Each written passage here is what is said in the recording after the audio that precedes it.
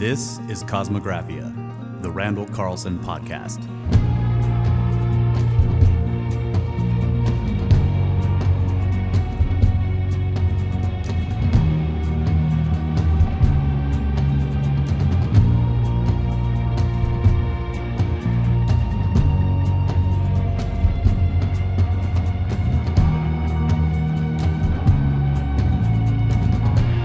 And we are back, ladies and gentlemen. This is Kosmographia, the Randall Carlson podcast.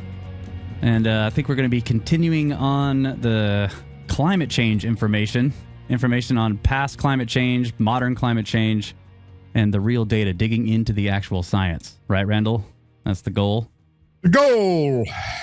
Yes, we're going to follow the science. Follow the science. That's what they say, right? We should follow the science. Yeah. So by golly, we're going to follow the science. Excellent. Big truck that says science on the back. I'm doing it. I'm a rebel. I want to go, when they say follow the science, I go the other way, right? You just run in the other direction. Find the fringiest stuff you can. That's not how you do it, though. Well, follow the fringe. Randall follows the rules. A lot harder to find graphs and charts that way. Well, what can I say, guys? I mean, I don't even know how to respond to that, Russ. Another goal accomplished. After that live stream last week with, the tinfoil hat guy next to you. Yeah. Yeah, That guy's gone. I've been disoriented about the whole process here. So I'm still trying to get my head back onto the track here. We fired that guy. Mike wasn't here for that. Or was he? Were you here for that, Mike? No, I don't think I was. Okay, it's probably better that you weren't here, Mike. I mean, there are certain things that, that we need to insulate you from. Should I be wearing the tinfoil hat now? That's why he couldn't be here. Mike was fully wrapped in tinfoil that day. What is the difference between tinfoil and aluminum foil? Tin versus aluminum? Yeah, one is made of tin. The other one is made of aluminum. What were you using? Tinfoil bread is aluminum. That guy, he was using aluminum foil. So I heard. Okay. That the Thursday guy. Yeah, which is not Kyle. Just in case you guys didn't know. We don't know who that guy was. He was a stand-in. The Slim Jim guy, apparently. He's supposed to snap into a Slim Jim. Hey, can we get paid for that? So there is a difference between aluminum and tin. Tin is rarely found on Earth, as it is the 49th most abundant metal, whereas aluminum is the third most abundant metal and the 9th most abundant element on Earth, found almost everywhere.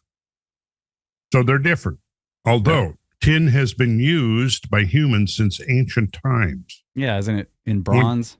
When compared to aluminum, which was discovered quite late in human history. Yeah. So tin is an extraterrestrial metal? Well, let's see. Tin does not occur by itself and is extracted from another compound. Likewise, aluminum is also not found free in nature, but is combined with other elements in a dissolved state. Both form alloys. Tin forms an alloy with copper to make bronze, pewter, and soft solder, and is used widely for coatings, such as for steel cans and sheets. Tin has been in use for making jewelry and ornaments, whereas aluminum had once been considered as a rare metal and more expensive than gold. They're both very pliable and flexible metals. They're both anti-corrosive and easily machined. Okay, so there we go. Yeah, I think the top of the pyramidion on the top of the Washington Monument is aluminum. Because at the time, it was considered more precious than gold. Ooh, so here's some good information, important information. Tin is considered to be toxic to humans, and so is aluminum, but not inherently toxic. Yeah, I think of tin more like solder, like you said. Mm-hmm, Yeah. And yeah, that can be toxic. Oh yeah, you don't want to eat solder. I remember when we had metal shop class in 8th grade, the instructor was very explicit about that. Now, don't be eating the solder. Don't chew on it. Yeah. Don't chew on it like don't chew on it. Yeah, hayseed. Right. And try not to breathe the smoke. Even the smoke is. Mm-hmm. Yeah. I loved my metal shop. I liked all that. I liked soldering and welding. And yeah. You know what my favorite shop, though, was print shop. Because we made books. We printed things and then we made books out of them. That was I really liked that. So I was making books, and we would have, the instructor would come around, show, here's what the different people did. We would bind them and put labels on them. So all of my books were published by Randall House Publishing. Of course. I was Randall House Publishing. Not Random House. No, Randall House. Randall House. Very good. But see, there was a print shop. You didn't have print shop? Sounds like good. No. Oh, it was really fun. And for years I had some of those books. I don't know where we parted company. Probably one of the many moves over the years. Somewhere my books that I should have been passed down for generation to generation. Somewhere. Were they leather bound? No. Did you make any leather bound? They weren't leather bound. Acid-free paper, at least? I don't remember. Probably not. You didn't make the paper out of hemp? Well, that was early. That was lithology shop where we were, stone tool making shop was 7th grade, where we learned napping when we make arrowheads and spear points and scrapers, various things. And then that was okay, followed by hunting shop where we would go out after megafauna. Okay, did you use the flint? And shoot the megafauna, hunt the megafauna with our bows and arrows and our spears. Okay. That was 7th grade shop. Use the scrapers for tanning hides? Yeah, that was. Now, see, that's the kind of shop classes we needed to have. Yeah. We need to bring that kind of stuff back because, the way things are going, we might actually need it. Yeah. Unless we get these damn you-know-what out of power. Yeah, we won't say the word, though. I'm letting Kyle learn the napping. He's already. Yeah, I've already mastered napping. I had a great nap a couple hours ago when I got home. And I tell you what, if I don't have my nap, Oh, there we go. Napping. I can do that in my sleep. Well, I do, I actually consider having a nap. That's almost like a religious ceremony, religious observance. It's part of my religion, my own personal religion. Mm-hmm. I don't belong to organized religion. I created my own personal religion, and I'm the only one in it. I'm the only Randallist that's in the religion of Randallism. Hey, now there's an idea. Now it's begun. Yeah. There's an idea. Start a religion, Randall. Well, from time to time, these comments come in about, my cult. Yeah. Hey, there are some tax benefits to having a church. Tax benefits to having a cult? Really? Yeah. Or you get a right if you have a. How does that work? All right, should probably be serious, right? No. You said you were still affected by the reflections still bouncing around your studio from the aluminum hat. Yeah, well, I'm starting to think now. I first noticed the effects back in 8th grade when I was chewing on on solder, stick, chewing on a solder stick. Yeah, picking your teeth with it. Not good. All right. So last episode, number 90, you just started going into urban heat islands. So I don't know if you're going to start there, but that's where we ended the last one.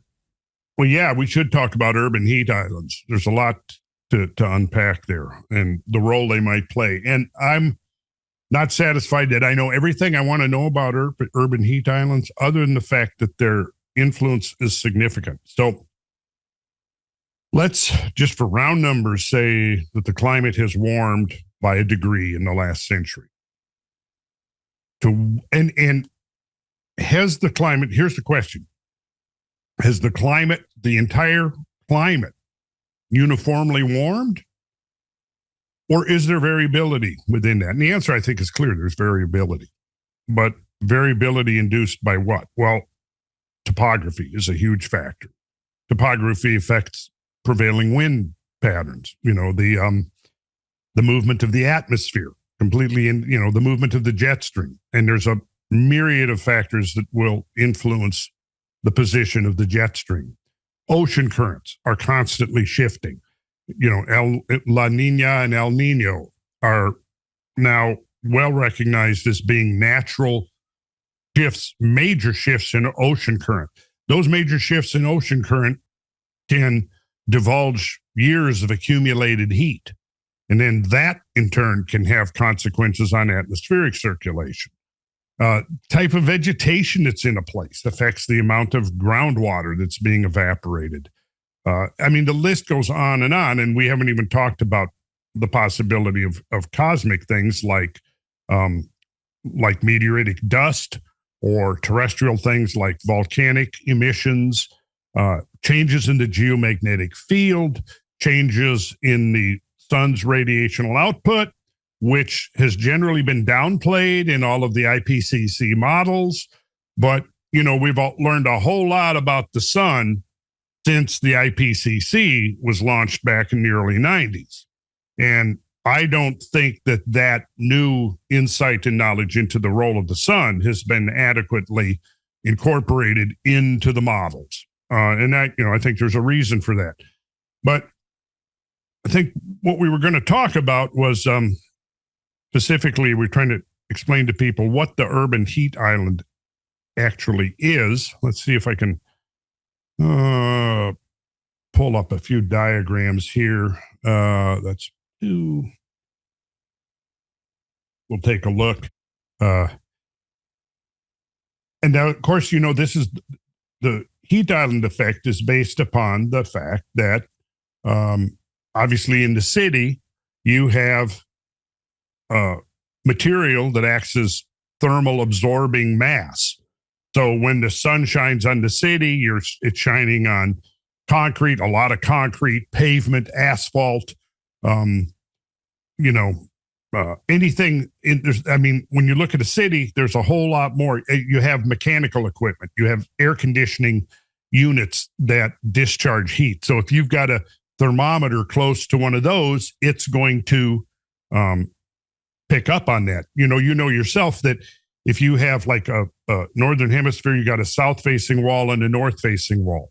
Well, that south-facing wall could be 10 degrees or more warmer than the north-facing wall on the same day at the same latitude, right? The northern wall may not get any sun all day, and you go stand over there and you feel that wall, it's going to be substantially cooler than the south-facing wall. So now if you were trying to get an idea of, the average temperature of a place, let's say you buy some land and you've got a little bit of acreage, you want to know the average temperature.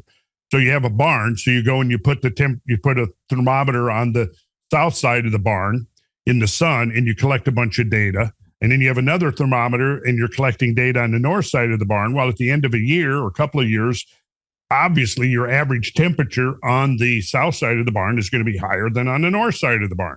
So the question is okay, what is the true measure of the average temperature? Well, do you add those together and just have them?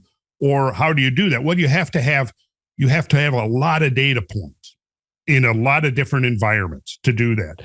So what has happened is that temperature measuring stations have gone from being mostly rural to very urban. And this has happened over a period of decades, over the last 50, 60 years. so if you have an airport that was rural 50 years ago, and now it's in the middle of the suburbs, you're going to have a warmer temperature, clearly. Isn't this why satellite temperature data is generally more reliable? Yes. Okay? That's right. Yes.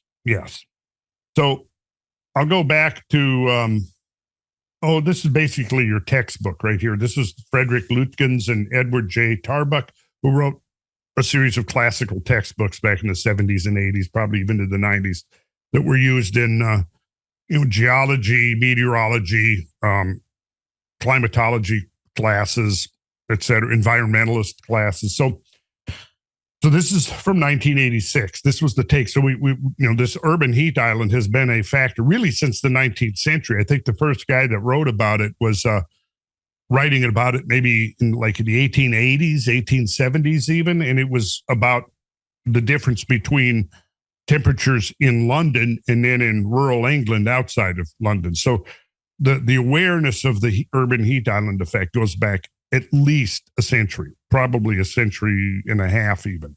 Okay, so that's what they'll say here. This is one of the textbooks they wrote. It's called The Atmosphere, an introduction to meteorology. The most apparent human impact on climate is the modification of the atmospheric environment by the building of cities. You see what I said here? The most apparent human impact on climate is the modification of the atmospheric environment by the building of cities. The construction of every factory, road, office building, and house destroys existing microclimates and creates new ones of great complexity. As far back as the early 19th century, here we go, Luke Howard, the Englishman who is most remembered for his cloud classification scheme. Oh, here we go. Recognized that the weather in London was different from that of the surrounding rural countryside. Indeed, with the coming of the Industrial Revolution in the 1800s, the trend toward urbanization accelerated, leading to significant changes in the climate in and near most cities. Certainly the most studied and well-documented urban climatic effect is the urban heat island, usually abbreviated UHI, your urban heat island. The term simply refers to the fact that temperatures within cities are generally higher than in rural areas. One easy way to view the phenomenon is by examining satellite images. So I'm going to show you a satellite image here. This is the 17 urban heat islands that show up in New Hampshire, Massachusetts, and Rhode Island. And these were from satellite images that were thermal imaging photographs. So what it shows here is that small as well as large cities produce the effect. So then let me open this and do a screen share. Are you seeing figure 13-1? Yes. National Oceanic and Atmospheric Administration satellite photograph of Cape Cod, Massachusetts, taken on May 23rd, 1978, showing 17 distinct urban heat islands associated with cities ranging in population from 32,000 to 625,000, which is Boston. Okay. At the time of satellite flyover, the Northeast USA was experiencing clear skies with low surface winds and moderate relative humidity, ideal conditions for revealing the heat island effect. See, wind, if it's windy, that will obscure it, because obviously if you've got heat emanating from some mass, whatever it might be, and the wind is blowing, it's going to blow that heat away as it's being emitted. Right. Whereas if it's still, then, the air is not moving the heat. So you can get a better idea of how it might be stronger in some places and weaker in others. And let's see, I believe the next one here. Yes, here we go. Metropolitan St. Louis.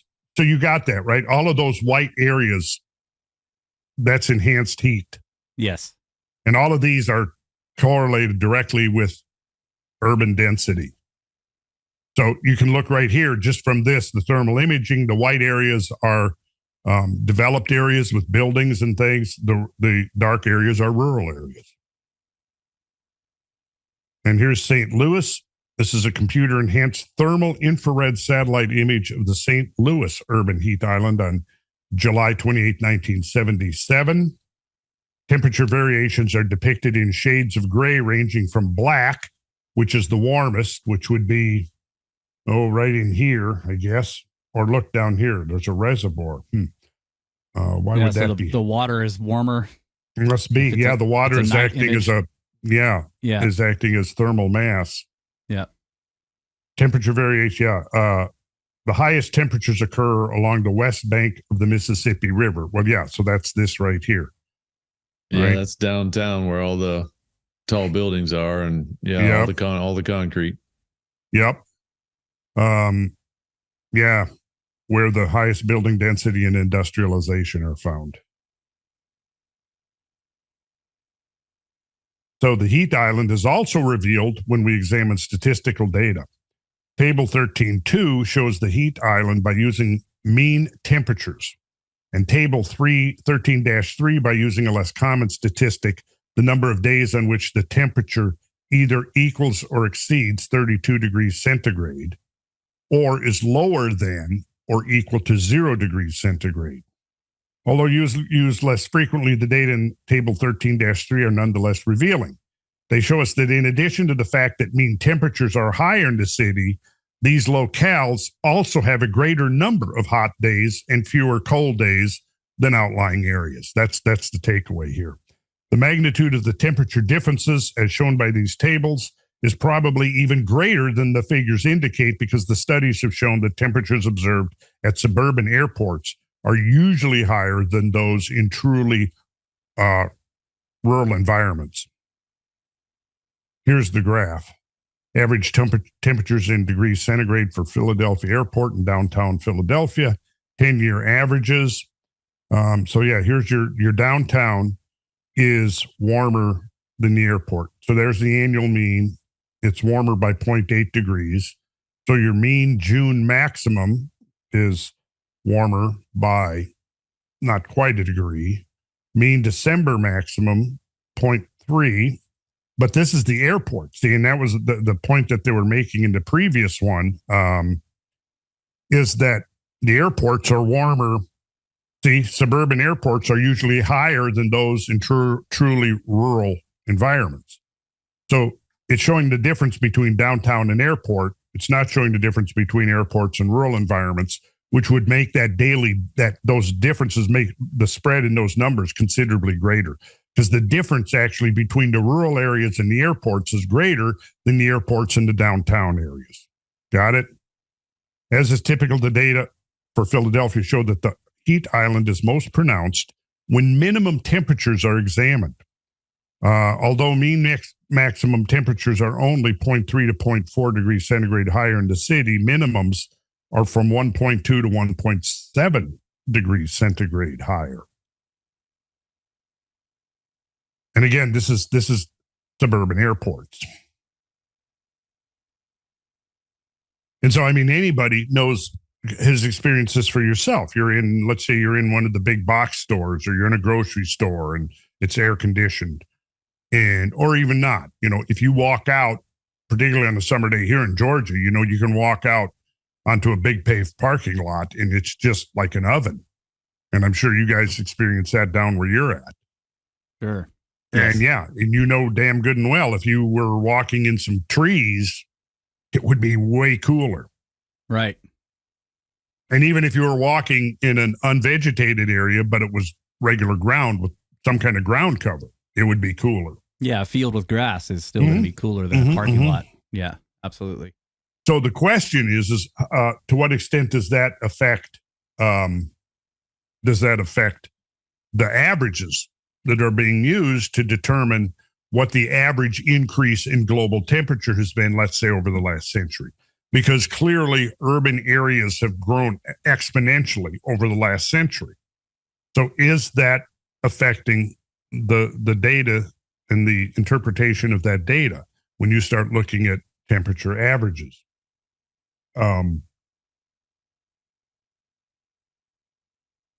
let's see. Here's the average temperatures. Let's look at this one. This is a pretty good one here. Here's your average monthly temperatures from 1981 to 2010, temperatures in degrees Celsius. And this is from the UK. And here's from Heathrow. Here's from two airports that, have a lot of asphalt and runways and buildings and stuff. And here's from the UK as a whole, which includes all of the rural areas. Well, here you can see the temperature differential is pretty substantial. It shows right up. You'll see that the two airports are very close in their average temperature for the year, but then you look at the UK as a whole and you'll see it's significantly lower. If we look at the scale over here on the left from 0 to 30 degrees centigrade, we can get an idea. So this is, if we figure that halfway between 0 and 10 is 5, then this is about maybe a 6. This is probably about an 8, right? Wouldn't you say? Yeah. And about the same here. This is probably, 8.5 or 9. And this is, this is going to probably be about almost a 12. I mean, what the point here is that the difference is, it's up to a couple degrees or more on average, right? So that's important. Okay, so here's your Washington, D.C. heat island. All right, so here's your Potomac River. Average minimum temperatures in degrees centigrade during the winter season.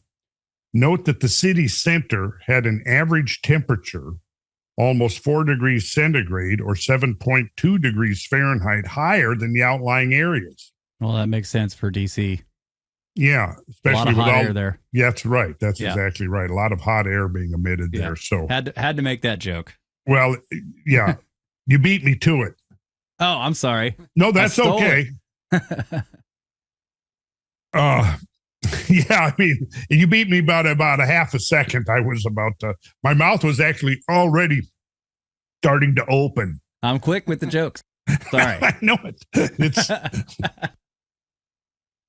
so now that's not when you're talking about a 4 degrees difference, that's pretty substantial. That's a big difference. So, so now looking at this, you want to get the average of Washington, D.C. Where do you put your thermometers and how many? You know what I'm saying? Let's say if most of your thermometers are concentrated, let's say within this thermocline right here. Let's see. Right here, minus 1.7, as opposed to out here, it's going to bias, obviously. Sure. Okay, so there, I'm just kind of fading in with a map of the DC area, so you can actually see. It's a topographic map of DC.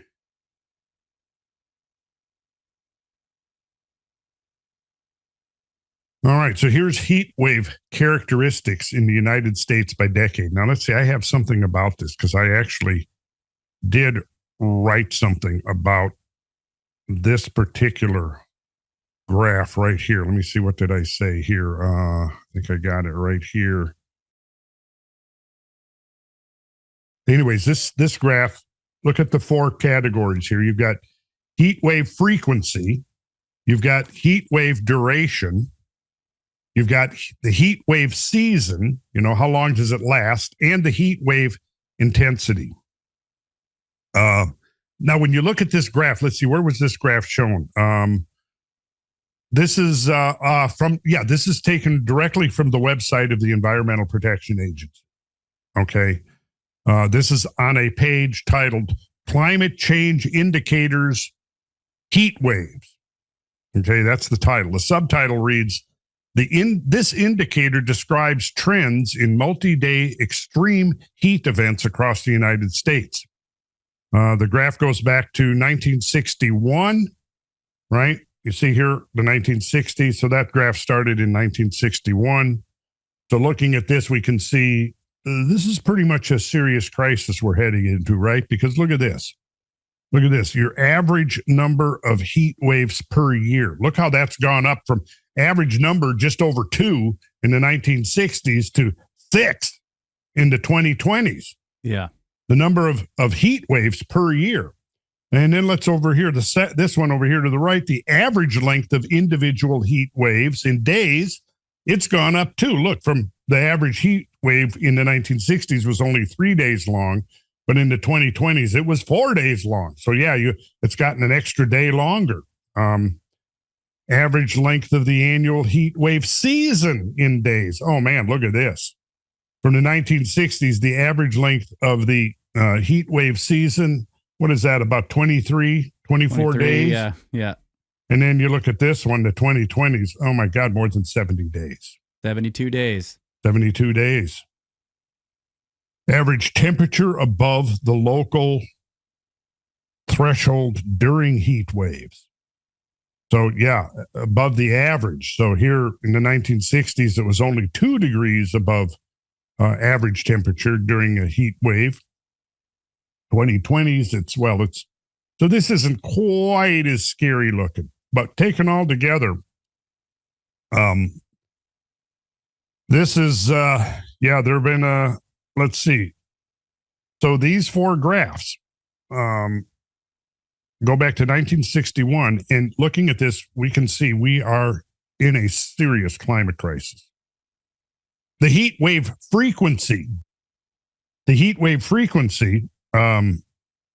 let's see, which is this one right here, is almost 3 times, almost triple what it was back in the 60s. Same for the average length of the heat wave season. Clearly, things are getting much worse fast. So, I guess I'm going to have to retract everything I've been saying, all that climate change denial stuff. But you guys remember the when we dove into analyzing the graphs of the tornadoes? Yes. What did we discover? Well, there's some measuring shenanigans going on. Mm-hmm. Like they're counting lower rated tornadoes, and of course adding what we found with tornadoes was that the numbers that they were portraying as being the actual number of tornadoes was in reality the reporting of tornadoes. Right. That's right. Mm-hmm. The Doppler radar came in. Yeah, Doppler radar came in and multiple factors, including much greater population density, so more eyes to see tornadoes, and also methods of being able to go in the aftermath, which, they didn't have that perfected before, but now they've got a whole system for even if nobody witnesses it, but a tornado comes through, they can go in and they can look in the aftermath at the destruction, and they can determine to a high degree of accuracy the wind velocity, and then hence can categorize the storm. So there's all of these factors that led to many more tornadoes being reported as we come forward, but particularly was the big factor was the advent of, as Brad said, the Doppler radar. So this is what the EPA has to say about these 4 graphs on their website.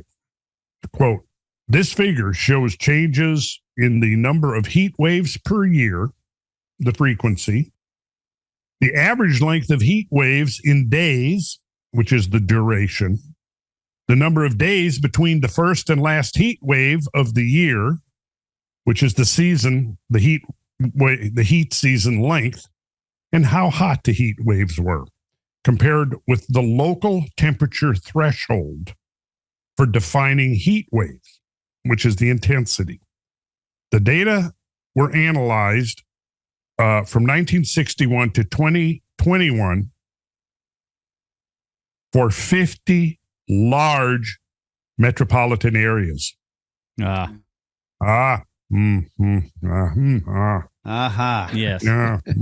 Okay. So the website goes on to describe a series of key points that characterize this new normal. First, it states heat waves are occurring more often than they used to. Here's a quote, right? Quote, starting right now. Heat waves are occurring more often than they used to in major cities across the United States. End of quote. It then goes on to state that, quote, the average heat wave in major U.S. urban areas has been about 4 days long. That is about a day longer than the average heat wave in the 1960s.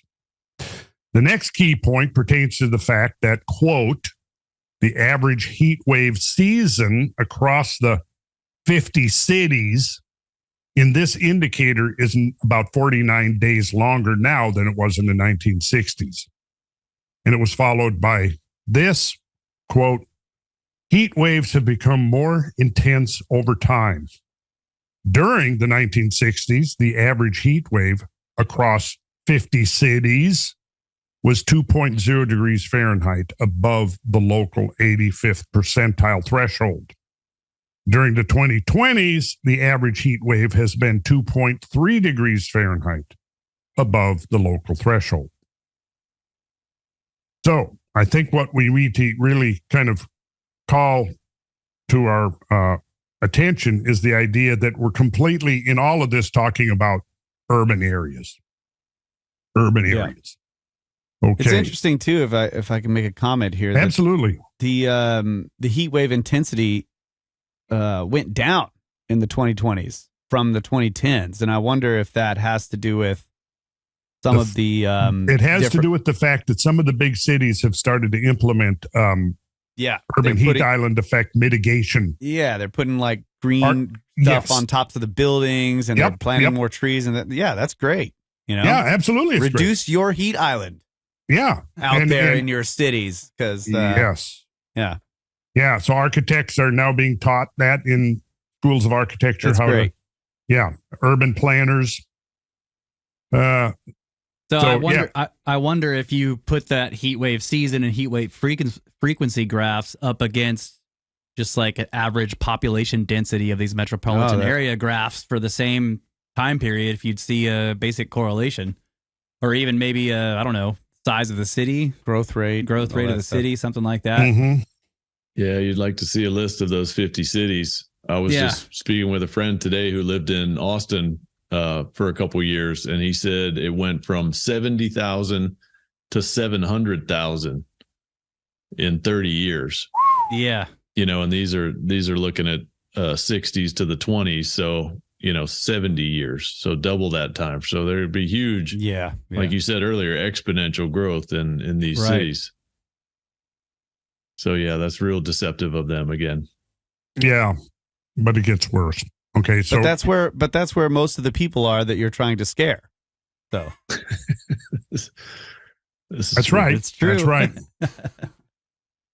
So this is a quote from an architectural design manual published in 2009 by two professors of architecture and planning in India who are dealing with urban heat island issues over there.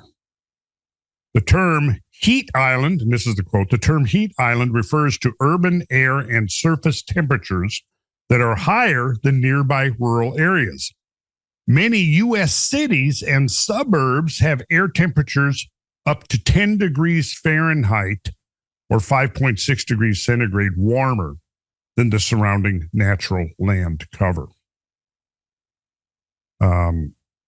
And this is from a paper titled Urban Heat Island Cause for Microclimate Variations that appeared in Architecture, Time, Space, and People.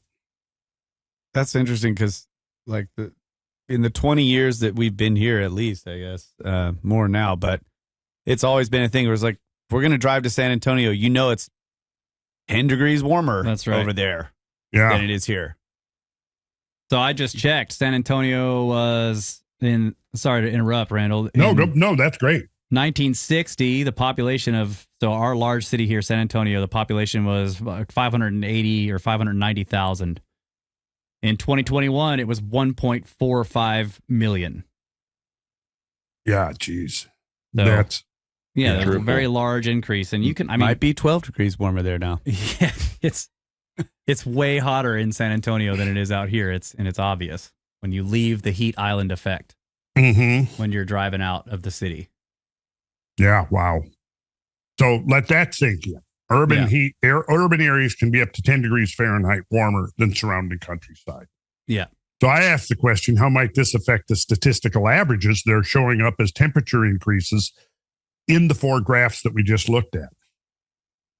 So in answering this question, the first thing to realize is that temperature monitoring instruments tend to be located in cities or suburbs.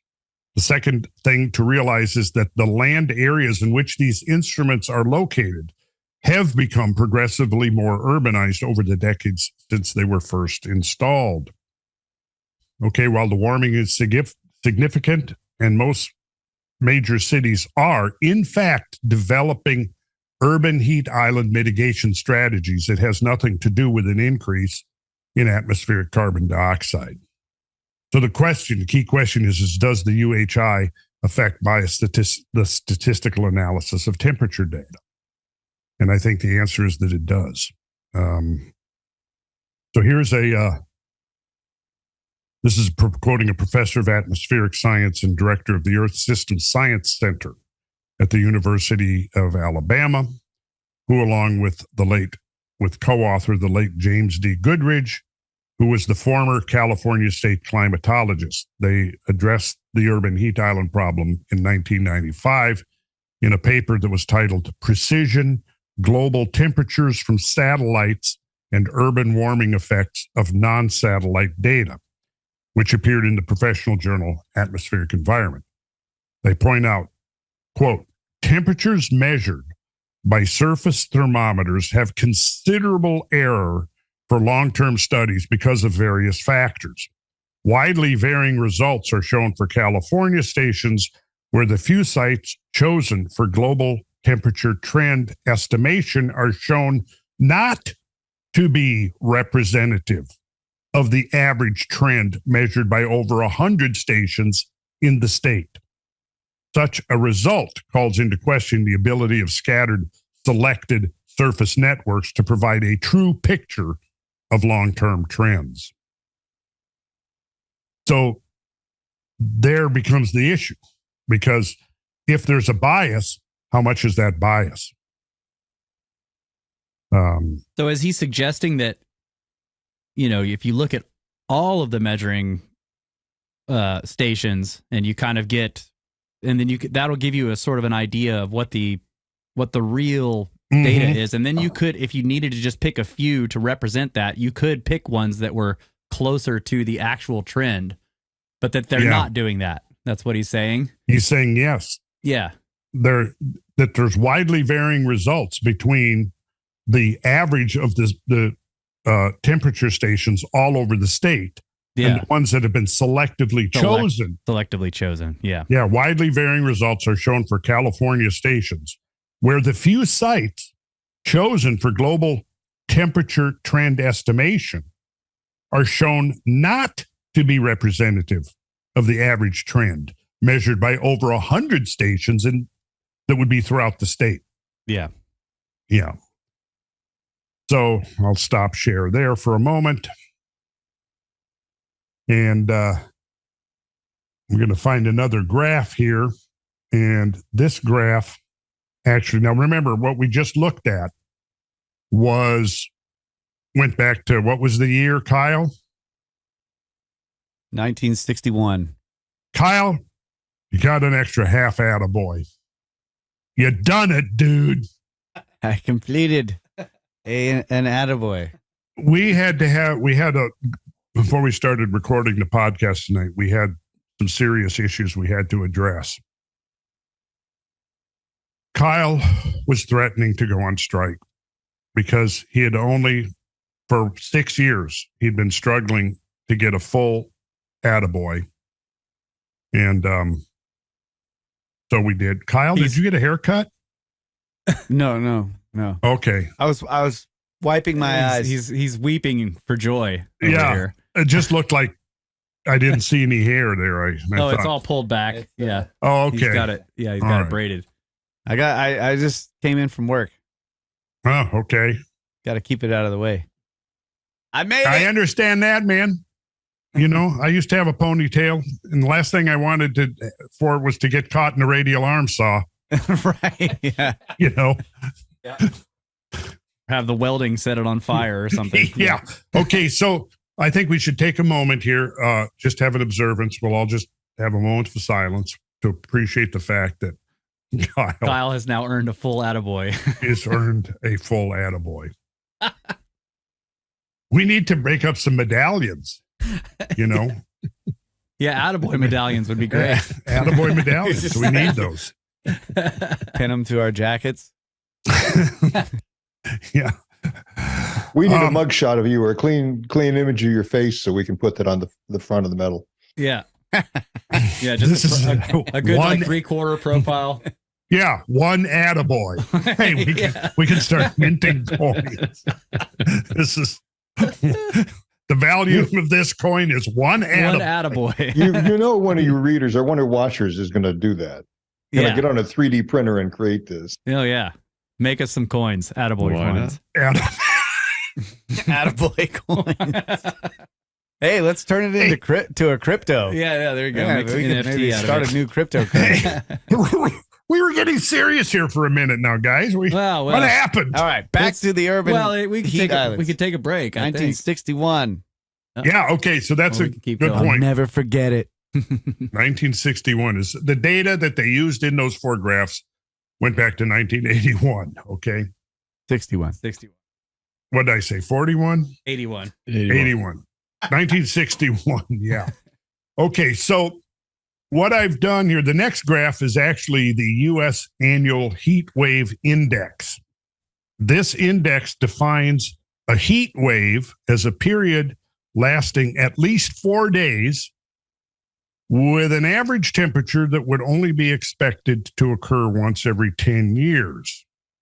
But you know what? That's not a definition. I want the actual definition. Okay. A heat wave is a period lasting at least 4 days with an average temperature that would only be expected to persist over 4 days once every 10 years based on the historical record.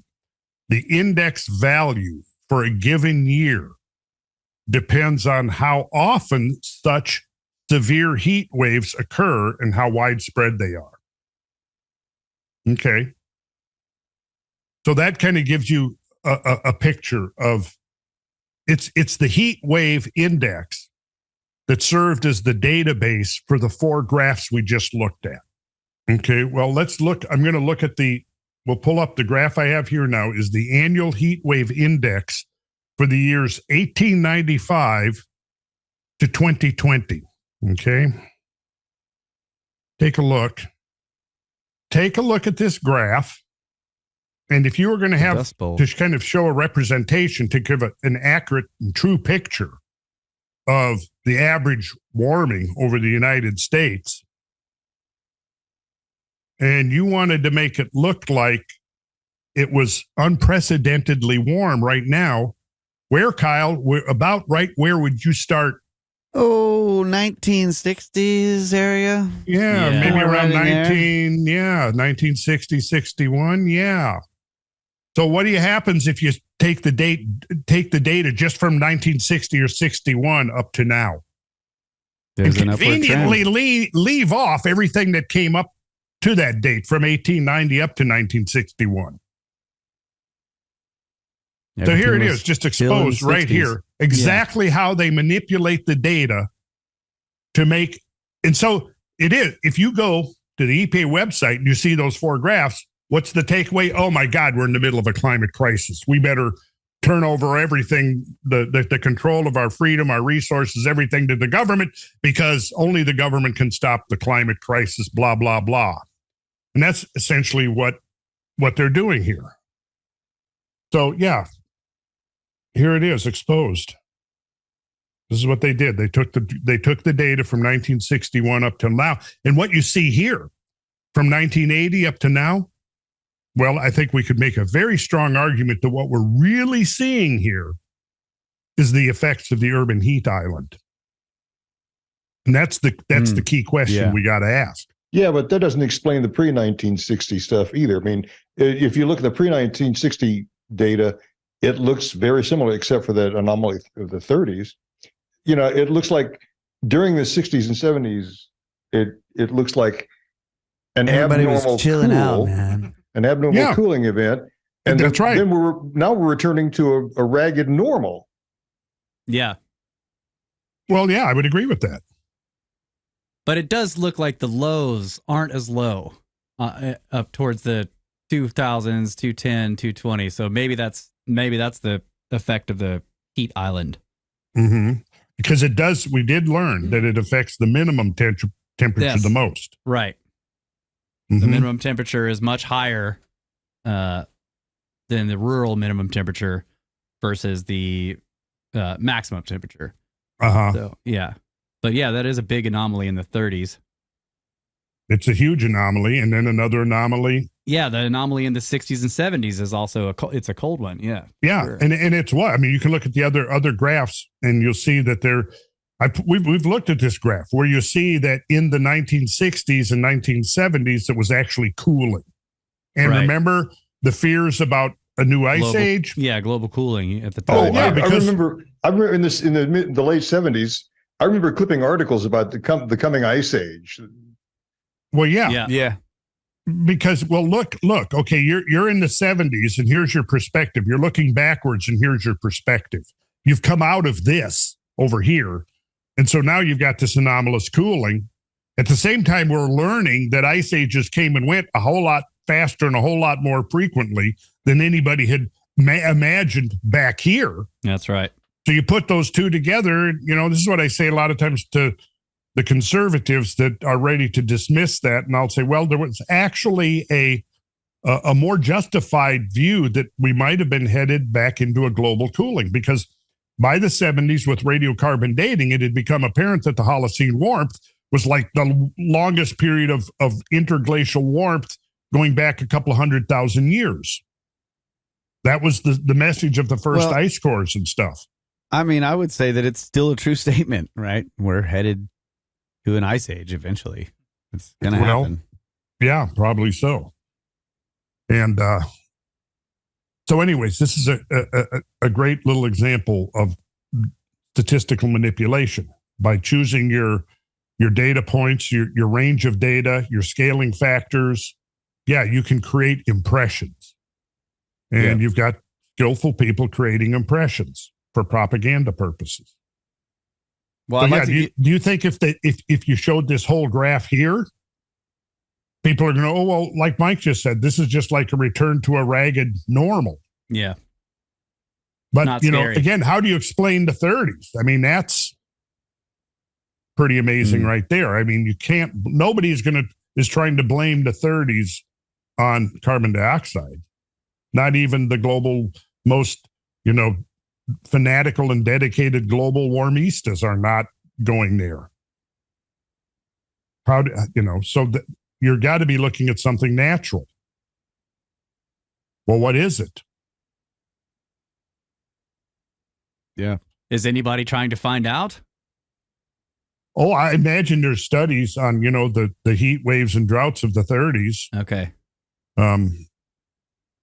Yeah, what causes what are the causes? Well, I want to read you this quote from Wikipedia. I looked up heat wave. Now, Wikipedia is dangerous because they're they're politically biased, but they're still useful. And in some areas, they're pretty good. But in certain areas that have political implications, their bias is pretty stark. But anyways, powerful. Read the quote. Okay, yeah, this is it. According to the IPCC, heat waves have become more frequent and over land more intense almost everywhere since the 1950s due to climate change. Well, everywhere there's a city. Right. I know. And then they have a link right there with a reference that leads you to a IPCC paper. Yeah.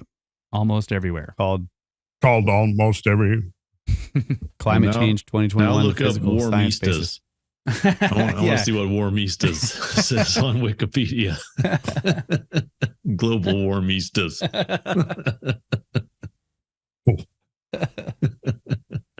Yeah, that was a great I apologize for that personal attack on true believers everywhere.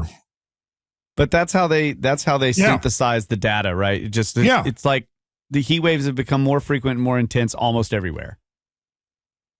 Almost everywhere. What does that even mean? And see, what we just saw is basically the data. And so the EPA puts this up in such a way that the average person who doesn't dig into it is going to go away with an impression. And I guarantee you, for every one person that actually digs into it, there's probably 100 people that will see it. And so the noise of all of this misinformation completely drowns out the one or two people that are saying, well, wait a second, time out. Let's take a deeper look at this.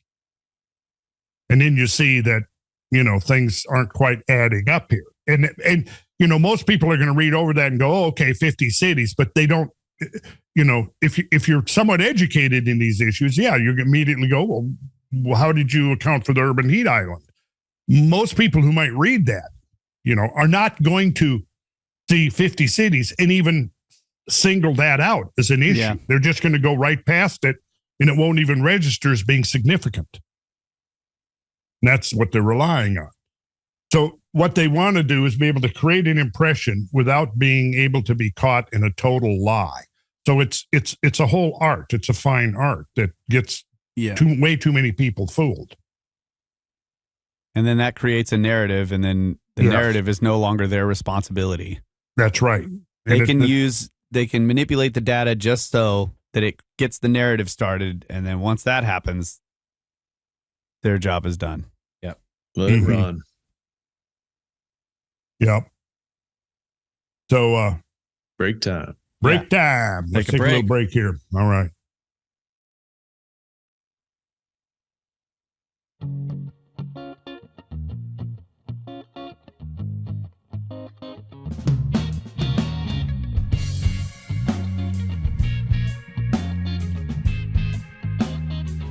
All right. Yes, sir. Welcome back, everybody. Kosmographia podcast. And we're just going to get right into it after a brief word for the sponsor, CBD from the Gods. Randall, what do you got? Well, I got my brand new jar of hollow salve, and I'll be bringing that. I think when this goes out, Bradley and I will already have made our drive over to Austin. Is that right, Brad? That's right. Okay, so this is now in our future, but is in your past. So we got a little bit of a warpage in the space-time continuum here. But so in a couple of days, Bradley and I are driving from Atlanta out to Austin. I'm going to be make appearance number 7 on Joe Rogan with Graham Hancock. And by the time you see this, that will have already happened. So on the way, I will be bringing not only my salve, because being cooped up in a vehicle for something like 14 hours, you get stiff, your muscles start to ache a little bit. So I'm going to have my salve and I'm going to have my oil. So I can take a half a milliliter of that or a couple of milliliters of that at night to help me sleep. And I want to be in top form for when I'm on Joe's show. And I think this is going to help. So CBD from the Gods. Check out their website. They've got a new sort of an upgraded formula or something that they're using. I have to dig down and find out what they're doing, but they have an improved product according to Mike Robertson, who's a partner in the company.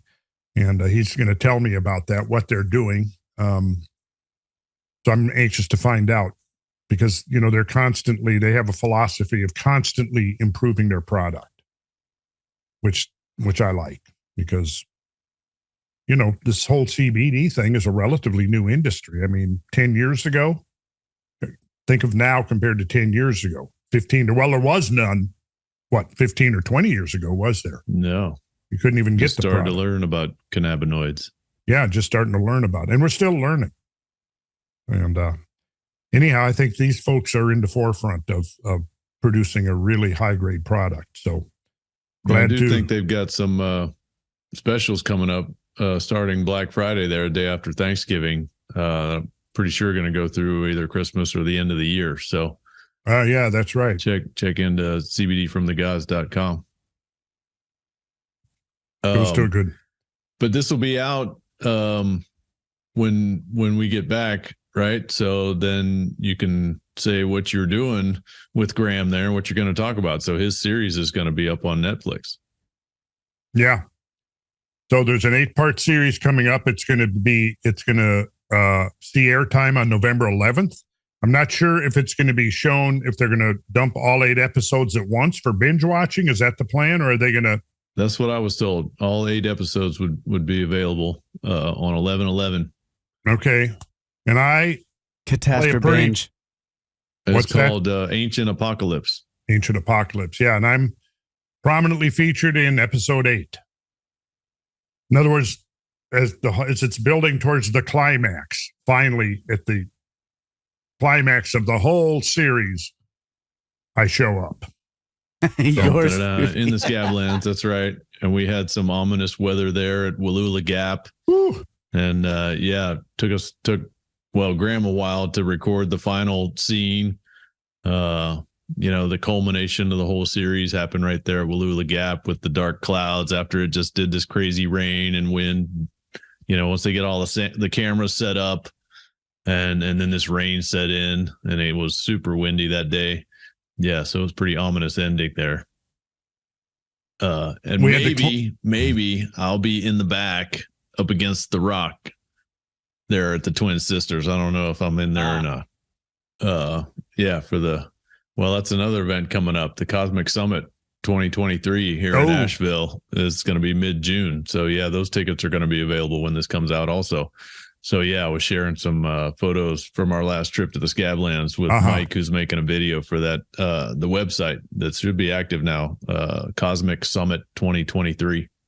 Yeah, and that's going to be with George Howard's organizing it. George Howard, one of the co-founders of the Comet Research Group or team, and some interesting people going to be showing up. Yeah, there is a first level website announcement about it. If you just put in Cosmic Summit, you'll be able to see who's going to be participating, and it's a pretty good lineup.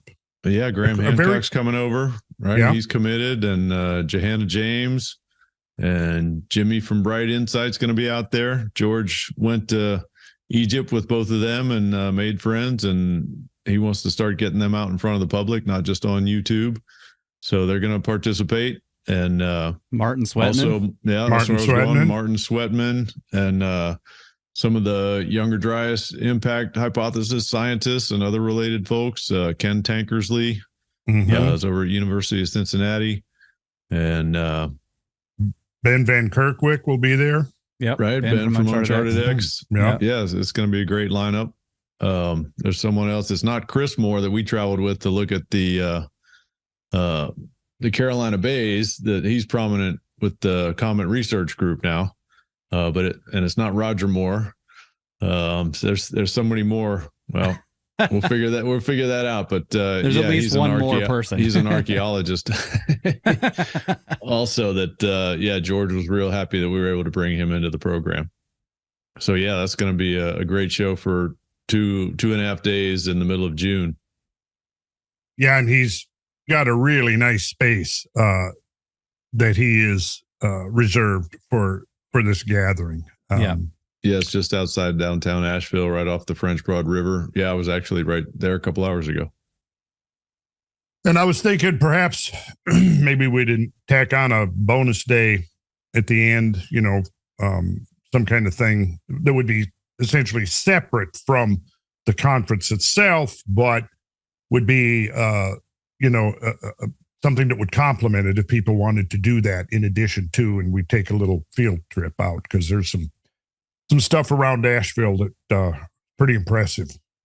Landscapes of catastrophe, like boulder streams, potholes, things like that are pretty impressive in their own right, and that's the thing we've talked about before, is there's a lot of these features we see out in the Scablands, not on the same scale, but still a scale that's extremely impressive, but you don't really see it because it's buried under the foliage. Right. Yeah. There's like 100 waterfalls nearby because the Continental Divide comes real close to Asheville. So there's lots of beautiful waterfalls nearby. So yeah, I'm not sure what all we can see in a day. You got Mount Mitchell. That's the highest point east of the Mississippi, is just north of Asheville. And then also, if we're talking about tacking things on, it's right before the summer solstice. And I think we ought to get a caravan of people to go up to Serpent Mount.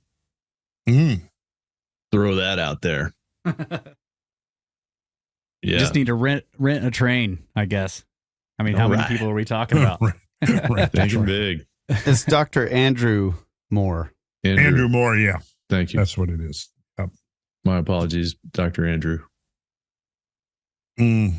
Mark Young. Now, I will mention, though, that we're going to complete the Cumberland Plateau trifecta in March, towards the end of March. We've got that tour planned, and that's going to be pretty impressive. We're going to be going into landscapes that have the greatest concentration of rock arches and natural bridges, second only to Arches National Park. We're going to be going into exploring an astrobleem with a town in the middle of it at Middlesboro, and some pretty impressive erosion and boulder streams and waterfalls and things like that. And the place where we're going to be staying is awesome. So anybody listening to this, look up Cliff View Resort, Kentucky. And we've got that whole place reserved for this particular tour group in March. So check that out. Right. So that'll be on the randallcarlson.com tours and events page. But again, all those links are in the description.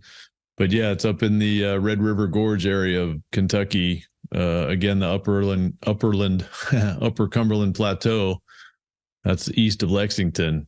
So we'll be spending couple days in that area. And then also the Cumberland Gap there runs right into the astrobleem Randall's talking about at Middlesboro. And then also Cumberland Falls. So yeah, we got some awesome stops set up for that one in late March. It's like the last 5 days of March. In fact, the tour starts on my birthday. Ooh. So first day of the tour. I turned 36. So on the Ides of March. Times 2. Oh, you're like 1 degree of the great year or something at that point. Well, the actual, you already passed that. I passed that. Oh, that's right. I remember that came up. Yep. Yeah, that came up like that was on the previous Cumberland tour. I guess it was, wasn't it? Yeah. Yeah. 25,920 days old. That's how many days so now I'm over that. My God. So it's a good thing that I'm getting potentially access to some technologies that could restore our biblical lifespans. If I'm successful in that endeavor, I will be sharing the results of it with you guys. Because all right, I mean, it would be sucked. We'll still be podcasting 600 years from now, is what you're saying. Yeah, just don't put patchouli oil in it, man, and I'll use it. Don't. Okay, you got a deal there. That's one of the. Well, maybe I shouldn't go there, but. Yeah, let's get back to the climate. Yeah. Okay.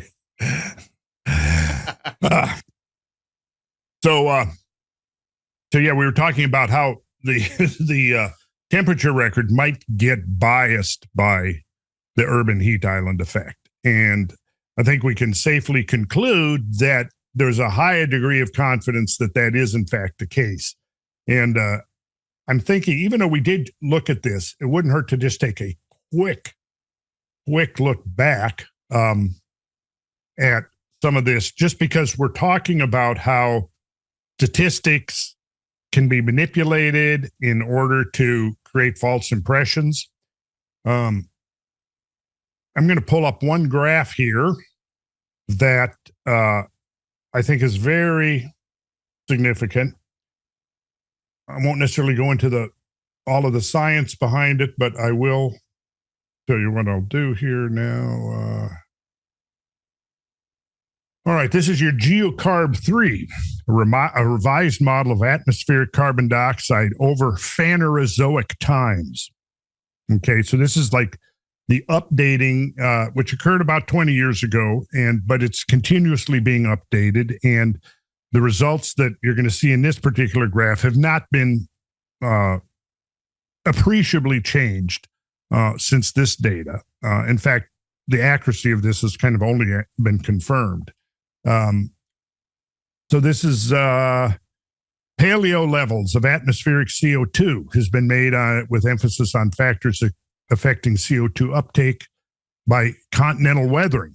This includes new global climate model or general circulation models, results for the dependence of global mean surface temperature and runoff on CO2 for both glaciated and non-glaciated periods. I'm going to jump right down here to the second paragraph. Results show a similar overall pattern to those for geocarb 2. This is geocarb 3. Geocarb 4 has not appreciably changed the data that we're going to see here. So you have very high carbon dioxide values during the early Paleozoic, right? We're going back into the Ordovician and Cambrian. A large drop during the Devonian and Carboniferous. High values during the Mesozoic or middle life. Paleozoic is old life, right? Mesozoic is middle life. And a gradual decrease from about 170 million years ago to low values during the Cenozoic. However, the new results exhibit considerable higher CO2 values during the Mesozoic, and their downward trend with time agrees with the independent estimates of Eckert and others. Okay, so here is the raw data, and here you can see time. All right, your time graph. So you've got 0 now. Going back, Phanerozoic means the time period of visible life. Phanes or phanas means light, right? So the implication is visible life. I looked it up too, and it says that the definition I saw is the fourth and current eon of the geological timescale. Yes. Yeah. I mean, right. That's exactly right. Yeah, it says, yeah. And there were previous 3, but the previous 3 really didn't have life. That's the main difference. Yeah. Phanerozoic, zoic is life, phan being visible. So it's here a visible life.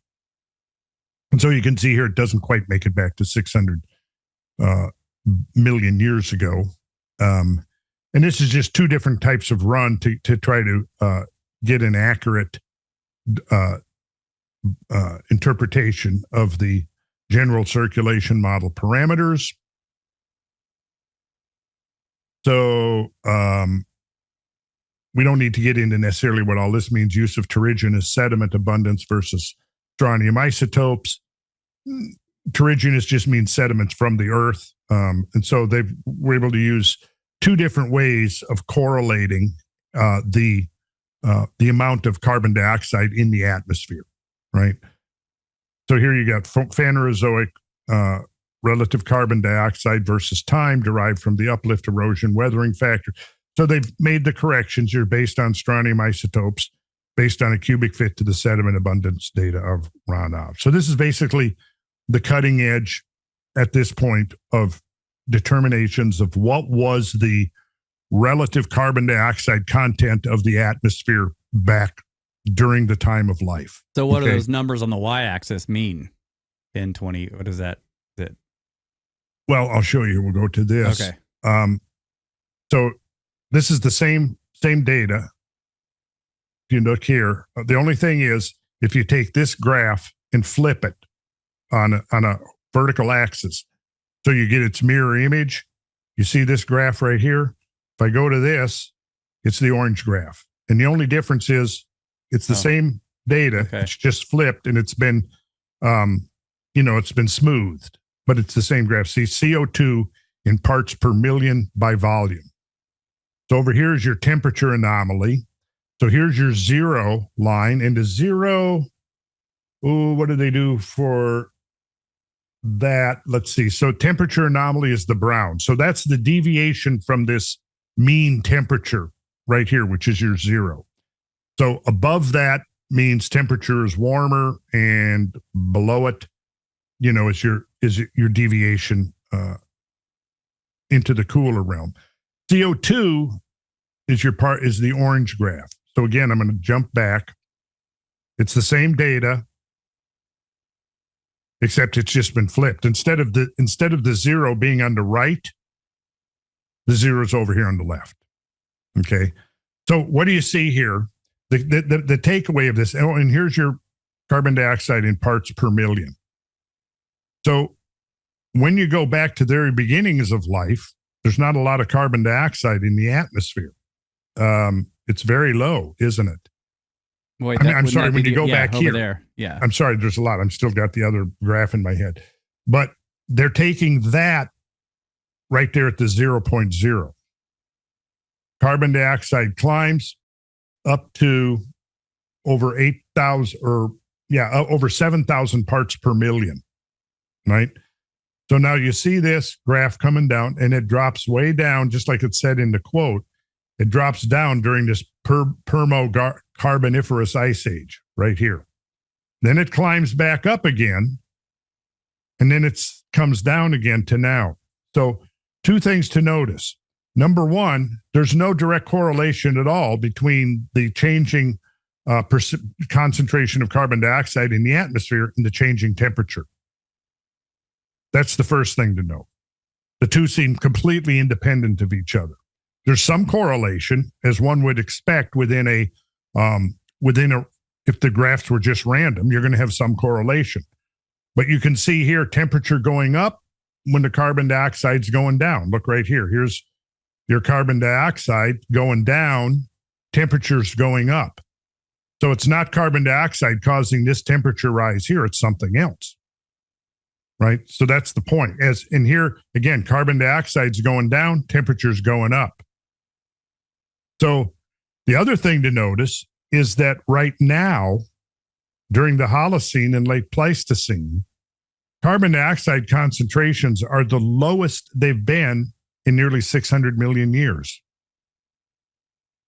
So that's the two things to take away from this graph. Number one, no statistically significant correlation at all between temperature change and changing concentrations of atmospheric carbon dioxide. The second thing is when you look at the long term and you see that the point where it was almost as low as now was one of the great ice age times in the history of the planet. Now, what happens there is when the temperature of the air changes, it gets colder.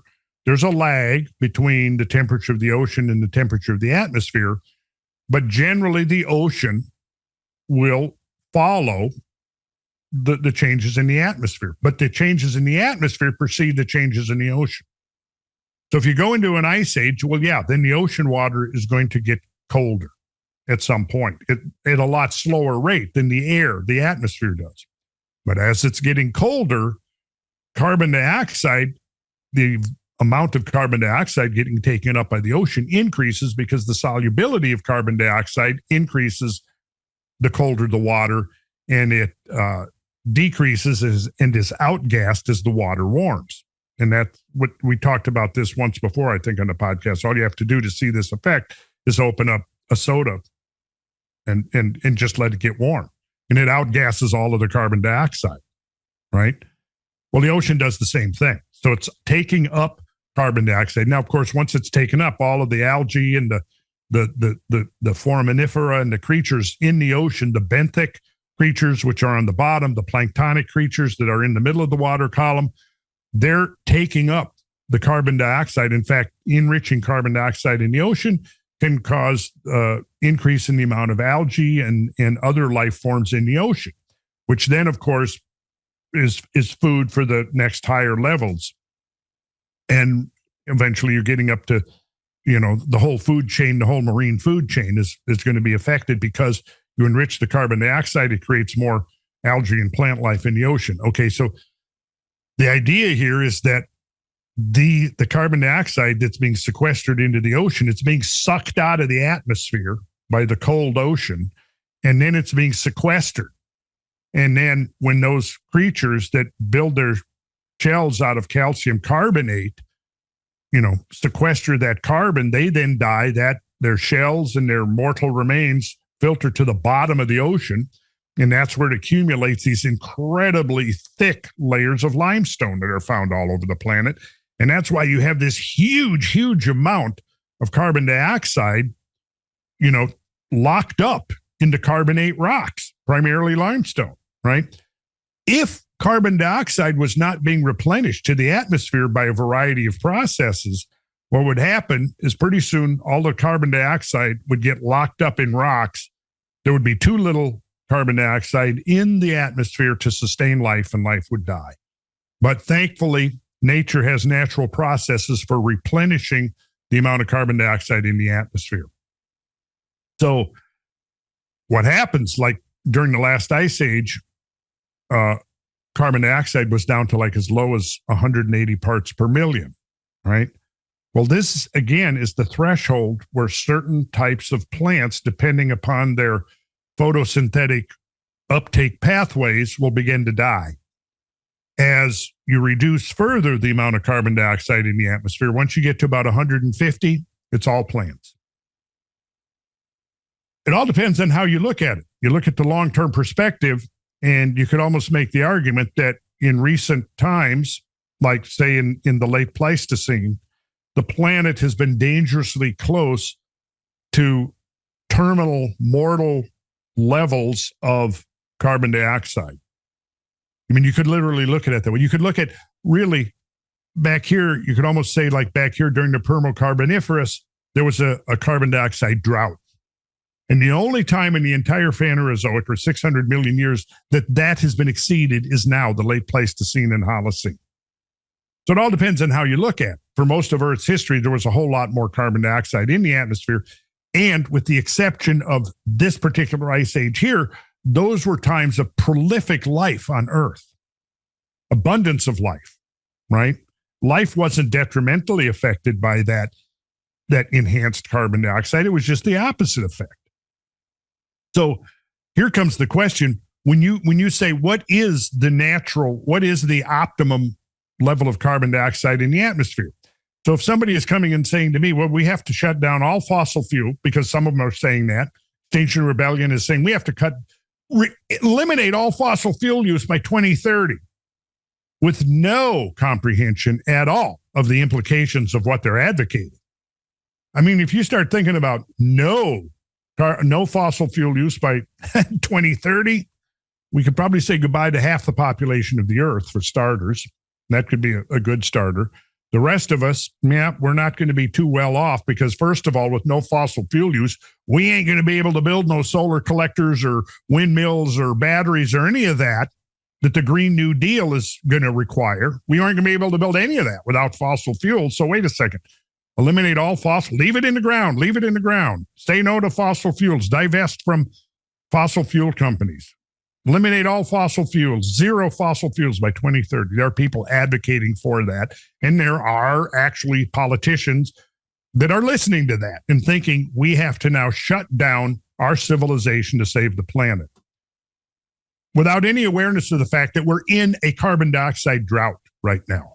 Yeah, this is like taking a really evil turn to me. I've never seen this graph. And if that's where we are now, and this whole movement to reduce the carbon dioxide or not let it go up, I mean, it's like they are trying to kill life. Yeah, they just want to collapse the entire food chain. That's nuts. Yeah. Yes. This is what I've been. This is why I've been. Go ahead.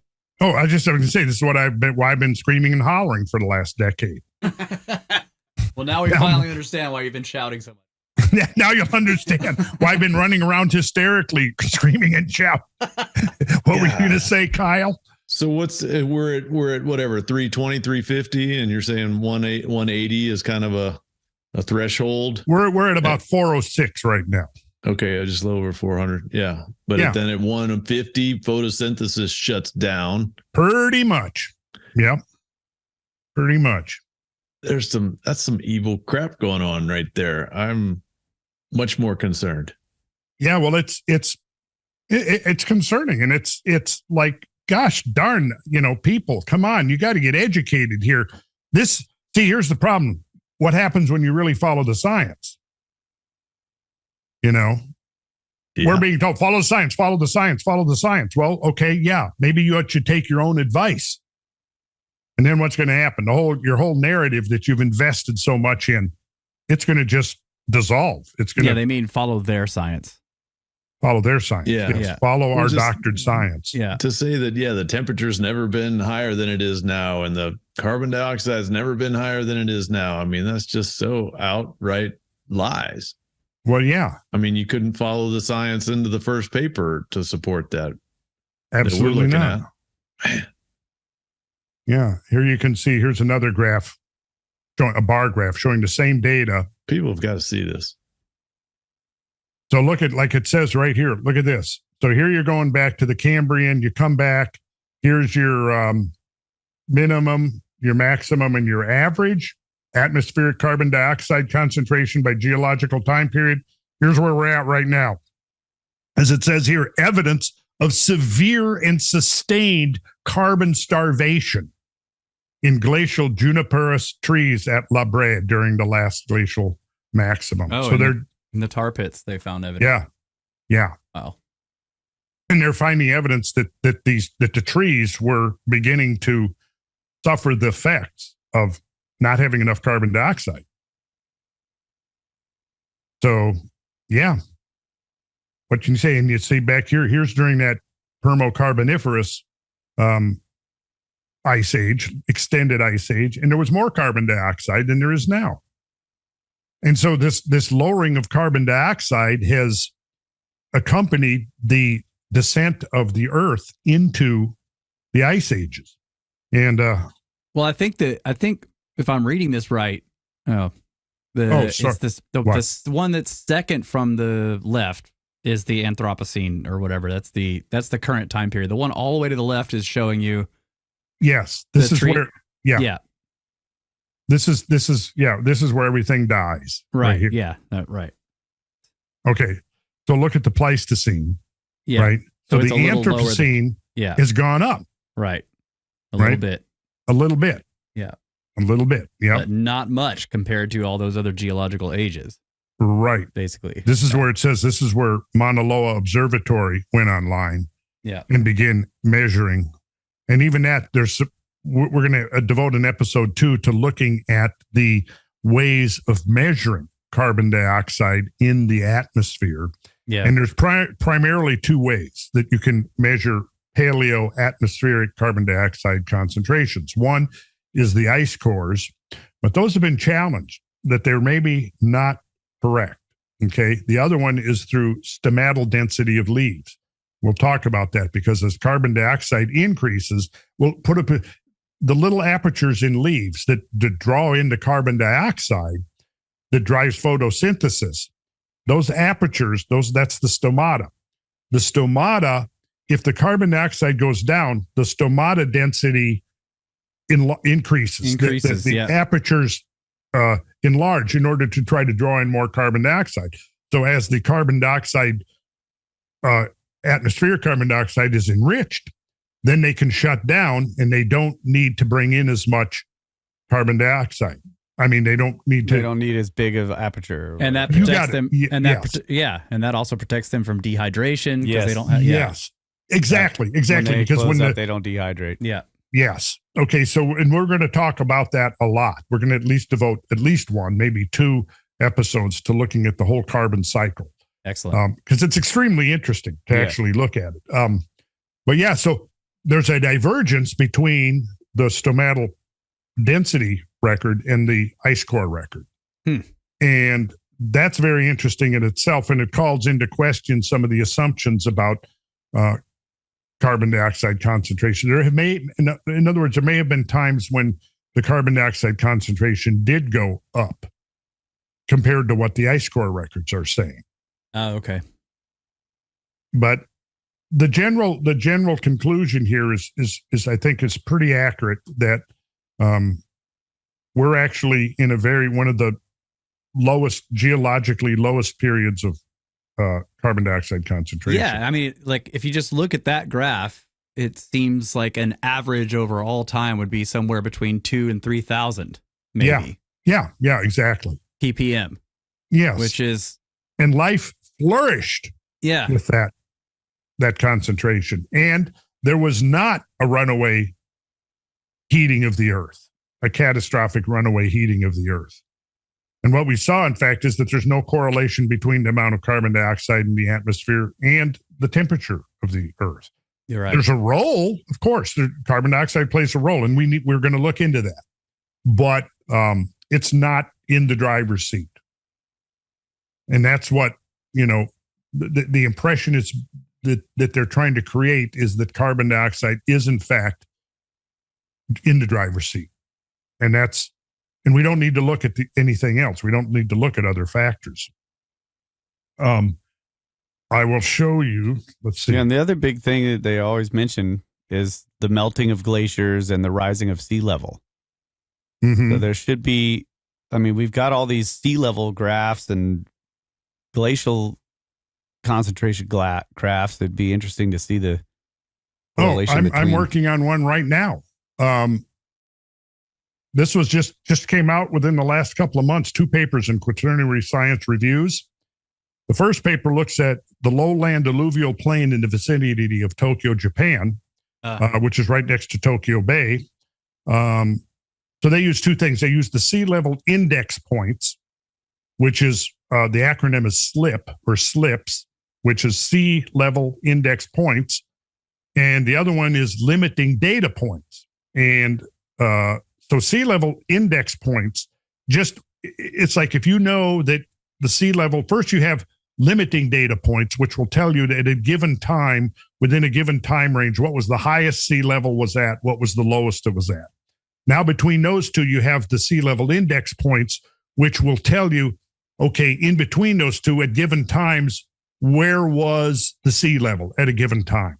Yeah. So that's what they do is they can establish that through a number of proxies. Mostly it's going to be sediment cores, because when sea level rises, it might drown a landscape.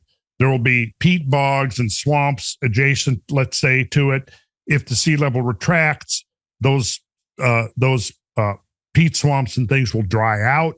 They'll get different vegetation on them. If the sea level rises, of course, then you're going to have marine life leaving fossils behind that can be identified. So anyways, what this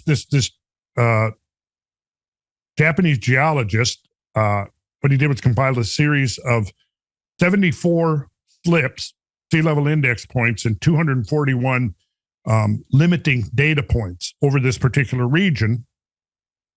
He's with the Geological Survey of Japan.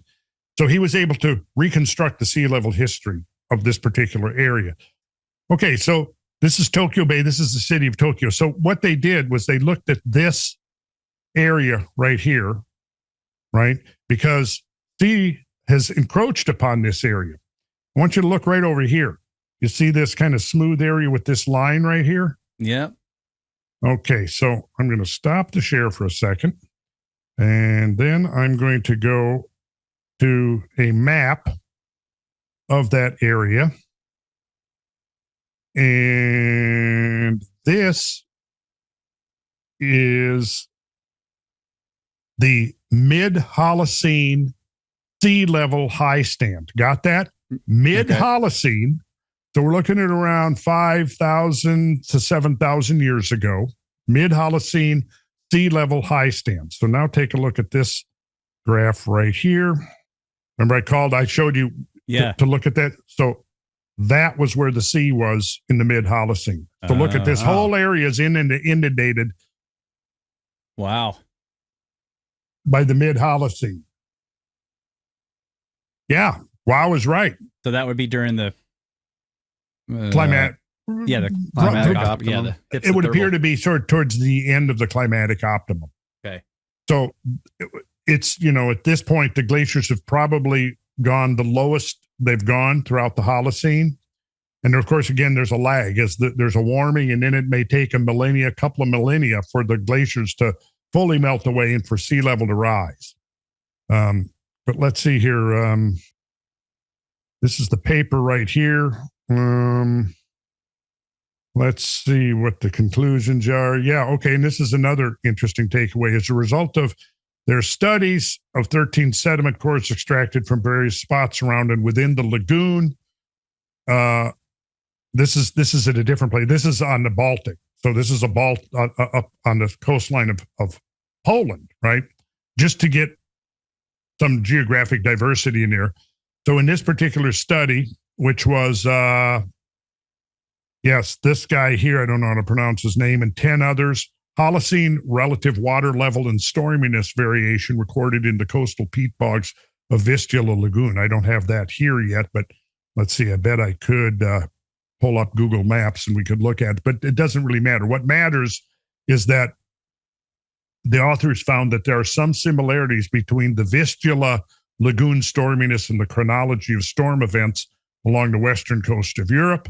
These studies suggest that Holocene storms could increase during cooling periods in the northern hemisphere, whereas the results presented in this study indicate that stormy periods, although associated with cold periods in general, were more frequent during the transition between warm and cold periods. So what they're saying here, and this is confirmed by dozens of other independent studies, storminess and inclement weather and weather variability increases during times of global cooling, and it smooths out during times of global warming, the complete opposite of what we're being told. And it's the most stormy during transitions between those two states. Right. When it's going from warm to cold. Oh, okay. From warm to cold. Yeah. When it's going, that's what he said, right? Look at here. When it's more frequent during the transition between warm and cold.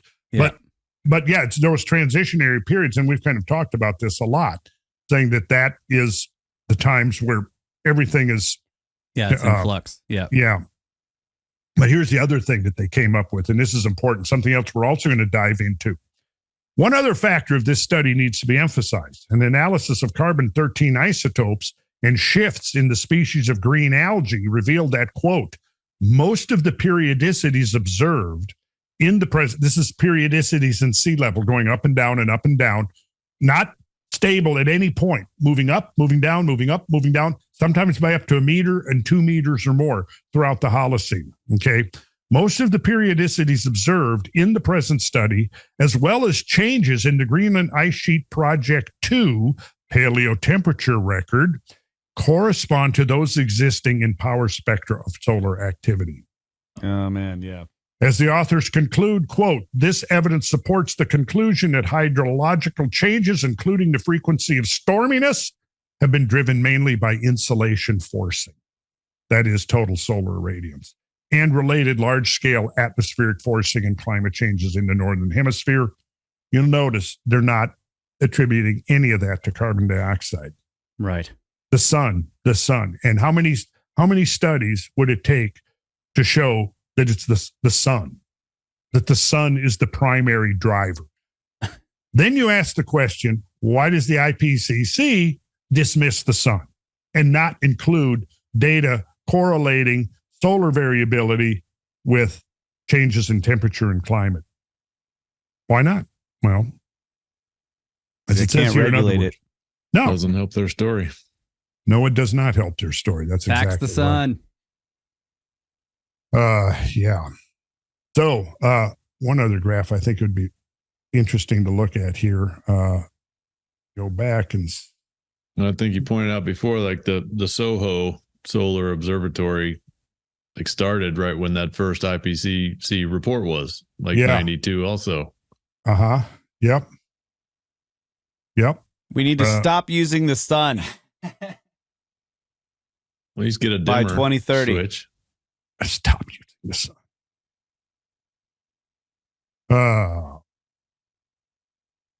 Okay. And you go full Mr. Burns.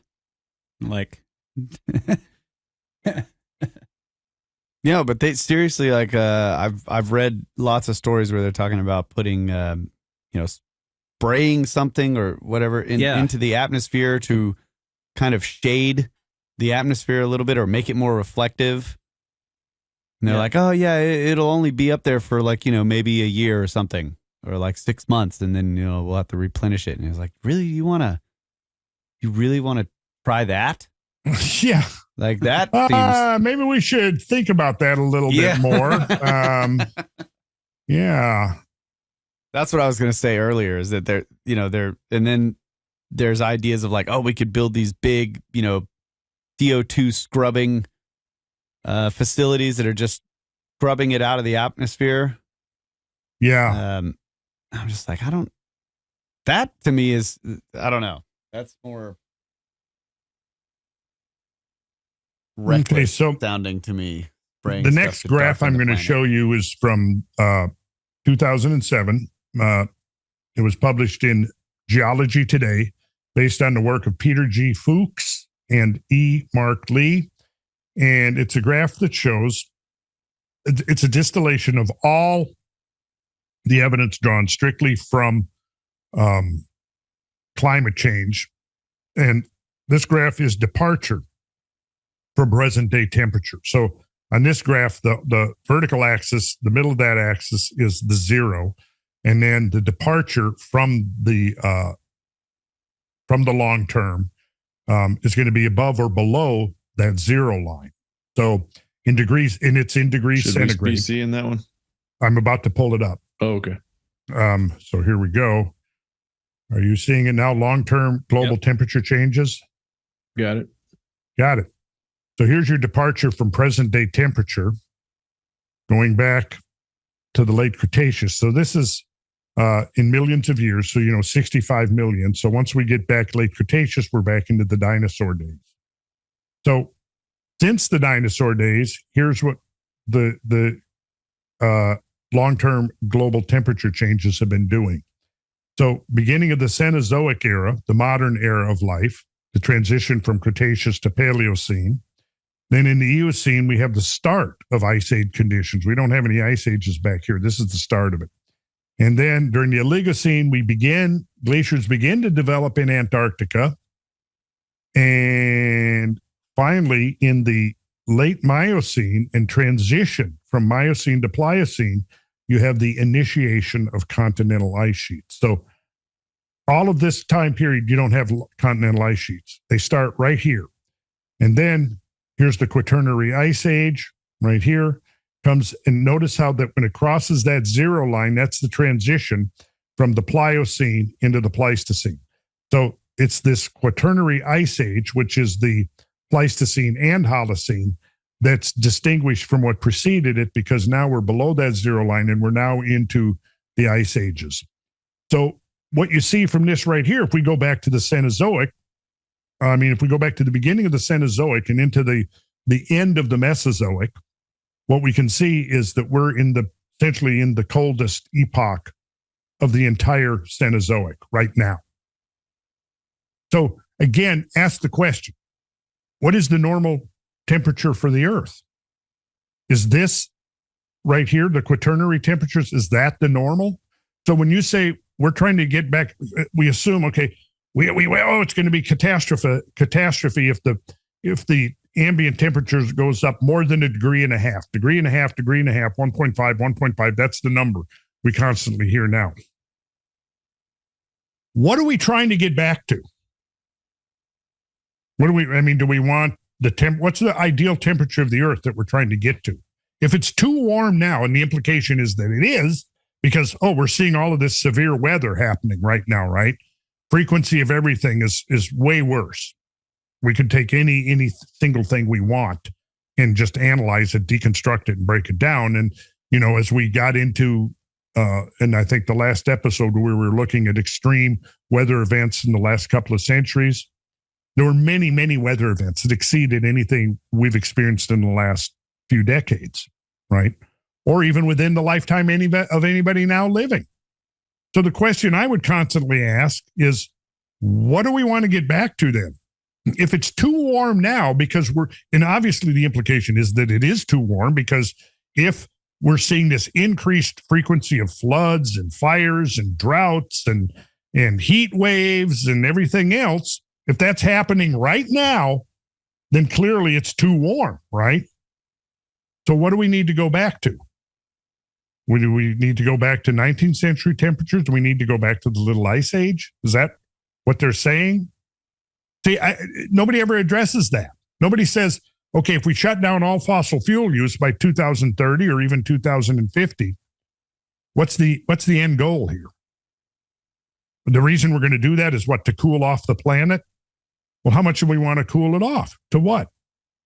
What it was before the Industrial Revolution? Well, if we go back, to the pre-industrial revolution, that wasn't necessarily such a great time. As they say, the last great subsistence crisis of Western civilization was that 1816 year without a summer, right? Now, that year without a summer was the result of two things. It was a solar minimum combined with a period of intense volcanicity. Those two things combined drove the temperature down to the point where you had snow in midsummer in latitudes as far south as New England. That we talked, I think, about that in one of our episodes, the year without a summer, didn't we? Yeah. Do we want to go back to that? I mean, somebody answer that question. I think that's an important question. And what is the norm? Okay, so it all depends on your perspective.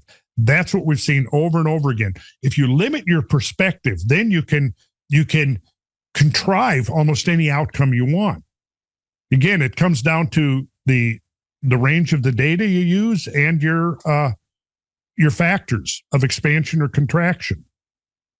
And by selectively using those, you can create a lot of different impressions.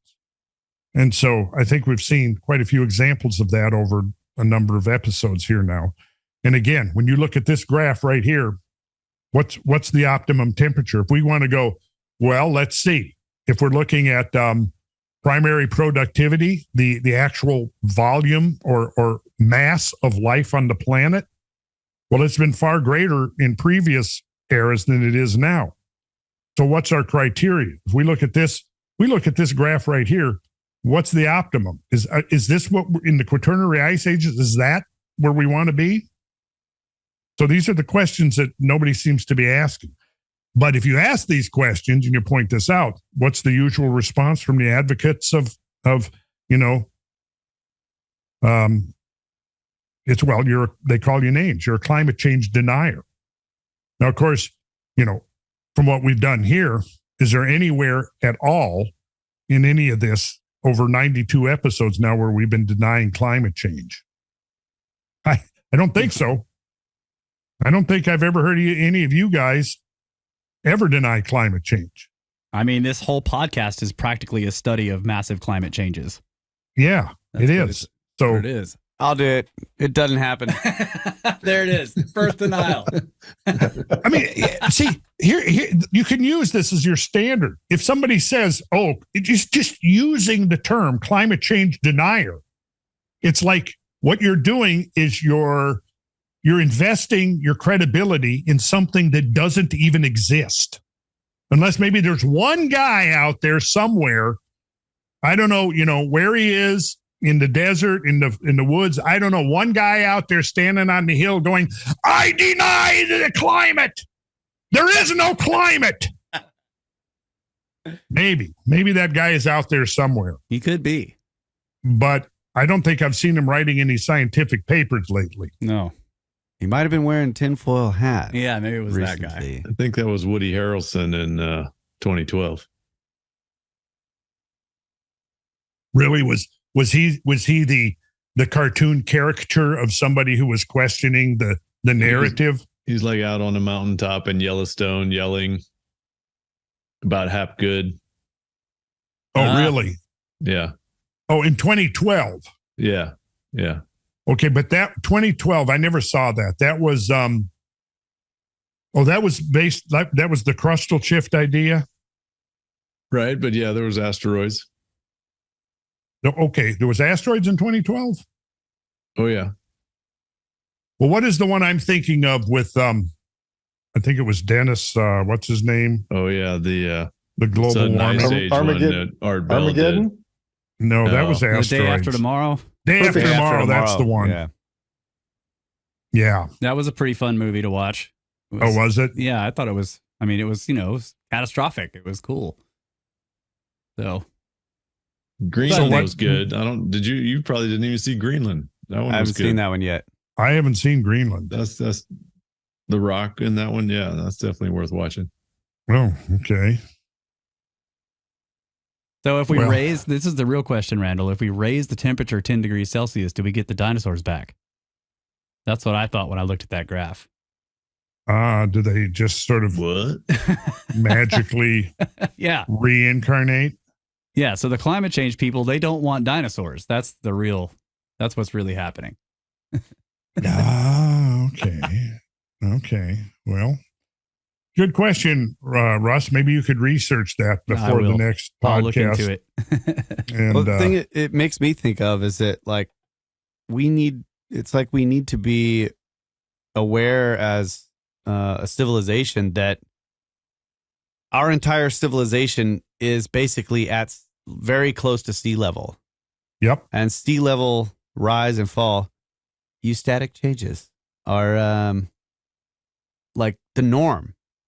Mm-hmm. So like we need to be prepared for moving entire cities when, as these things happen. It's like, in other words, the narrative is really focuses on sea level change because everybody's so close to this, right? Mm-hmm. If we stopped whatever our contribution to climate change is, those sea levels are still going to rise and fall as they have throughout geological time. So it's like no matter what, we have to be prepared for that as a civilization. And see, that's one of the things I've been arguing for years now is that, climate change is very real. And we have to have procedures in place to be able to adapt to the stuff that's going to happen no matter what we do. Yeah. So the fear that is being created, like, we're going to be drowning and all this kind of stuff. It's like, well, yeah, but even if we did everything that they suggest,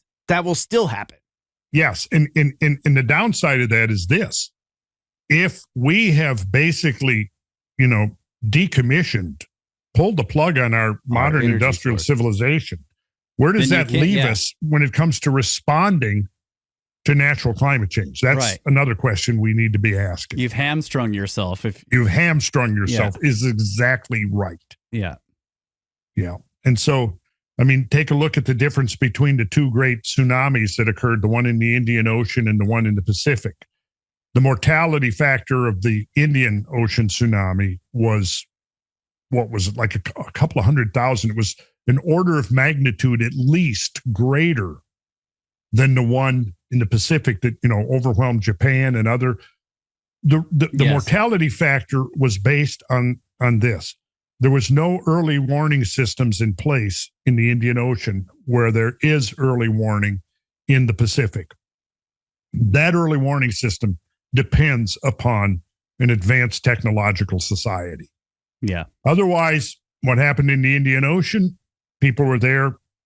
If the ocean gave warning, because what happens during a tsunami, the water retracts. Yeah. But if somebody's not educated about that, they've never seen a tsunami, because a lot of those people go, oh, cool. And they go out there and they're picking up shells and stuff. And the next thing they know, here comes the tsunami. A couple of 100,000 people lost their lives.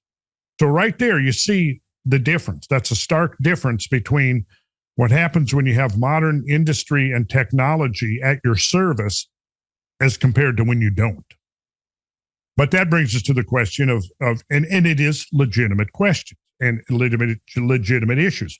We still want to minimize our impact on the environment. That's just common sense. Yeah. Right? We want to minimize that impact. That's why I was pointing out, like with the in that graph where it shows the heat island temperatures going down, it's like the stuff that they're doing in the cities to mitigate that is great. It really is. Yes. Cool. And it's beautiful too, which is nice. When you go and you see like greenery growing on the sides of buildings and the stuff that they do, it's really cool. 100%. And obviously you do more of that. And what happens when you design your buildings to be, adaptable to those kinds of environmental changes rather than just completely abstracted from the environment.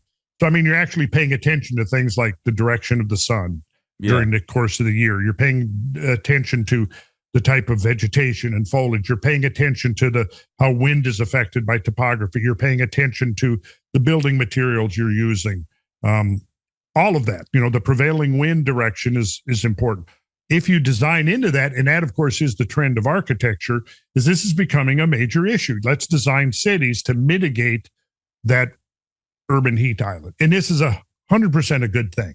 Yeah. 100%. We should make them circular with concentric rings with water in between the rings, and it'd be much cooler. Yeah. That's an idea. But something else I should mention before we close out is that it's the thing I've been really diving into the last year or two to try to understand. And, like a lot of the things that could potentially be tinfoil hat type conspiracies, as opposed not, that things that a lot of things that appeared to be I think we talked about this in the last live stream episode we did, that some things that were fringe at one time are not so fringe actually anymore. Right. Well, I think we had within reach of a matter of a decade or two, completely alternative systems of energy that were lost or suppressed, deliberately, in fact, suppressed. We should probably even do a podcast about that at some point. The fate of people like Nikola Tesla and Victor Schauberger and Walter Russell and Wilhelm Reich and others, quite a few others, who were converging upon this understanding of alternate technologies.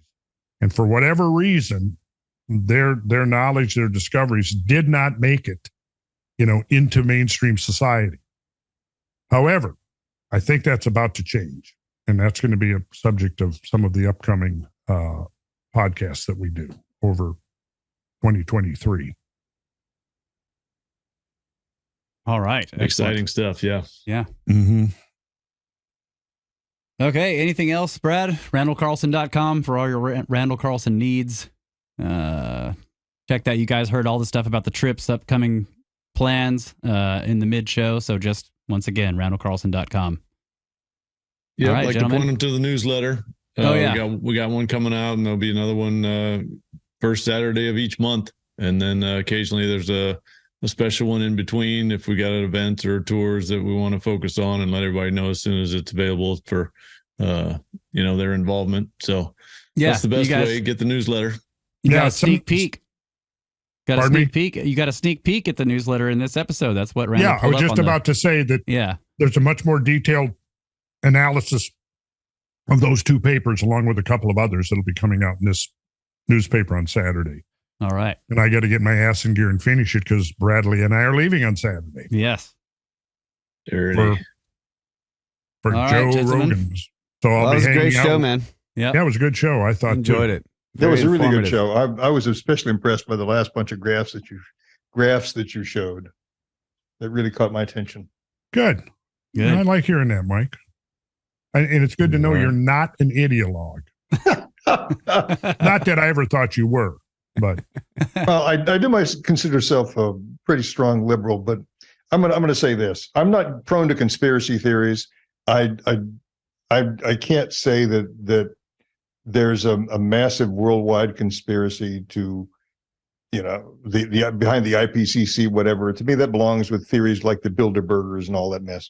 But what I will say is this: there is a tendency on the left, the extreme left, when it comes to the climate, to engage in some really ridiculous thinking. To me, there seems to be an undercurrent of not simply anti-technology, but anti-humanity. Mm-hmm. That sometimes it seems to me that there's a suicidal urge on the extreme left to reduce us all to tribes living in the woods. I really, you think about that. You go back to the hippie movement and communes and all people moving out to the woods, getting back to the land. Well, as one of my philosophy professors once said, he was quoting, I've forgotten who he was quoting, but life in a state of nature is nasty, brutish, and short. But I think there are people who want to reduce us to that level. We were talking earlier about getting rid of all carbon. Yeah, there is that movement out there, but it is unrealistic. We can't simply stop all energy consumption. We can't simply stop burning fossil fuels. We can reduce them. No, there's no need to live in a nasty planet where the air is bad, the water is bad, we don't need to starve ourselves. We don't need to suffocate ourselves. We don't need to shit in our nest, But and when you point out graphs like you've been showing at the last half of this episode, it really brings some startling information that completely counteracts a lot of what I consider propaganda on the left. I appreciate that. Well, thank you, Mike. I will say that's generally the people that they say will survive a catastrophe, though, right? The indigenous people that are familiar with living off the land and aren't counting on energy and other things. If you read Graham's, go ahead. If you read Graham's books, that's probably who survived the last catastrophe. Yeah. Yeah, if you have a catastrophe that collapses the advanced civilization, then the people who are going to be able to survive are the ones that weren't advanced. Because nothing changes for them, and as long as they're in the right place. Yeah. Well, I think what we've seen over the last couple of years is that it wouldn't take much. I mean, our civilization is not on a firm foundation right now. Pretty flimsy. Yeah. Yeah, and I mean that needs to change, and it can change. That's right. But it starts with policy, and those policies have to be based on reality, not fantastical agendas like what Mike was just talking about. Yeah. So. All right. Okay. Well, dinosaurs.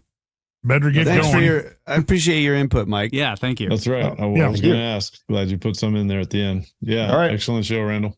Thanks, Brad. Talk to you tomorrow, Brad. You got it. Good night, guys. Good night. Right. Good night. Bye, guys. Cheers, everybody. Night.